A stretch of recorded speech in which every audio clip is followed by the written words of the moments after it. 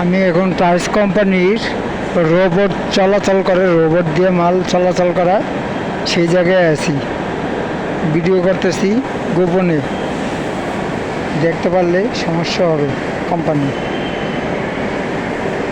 দেখেন,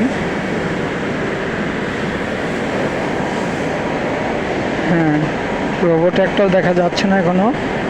এই যে মালগুলোর নিচে রোবটে, এই যে মালগুলো, এই যে বড় বড় মাল, এগুলা বহন করে রোবট। এগুলোর ভিতরেই টাইস আইসা জমা হয় কিনা জানি না, আমি দেখি নেই, তবে আমি এখন দেখার চেষ্টা করতেছি।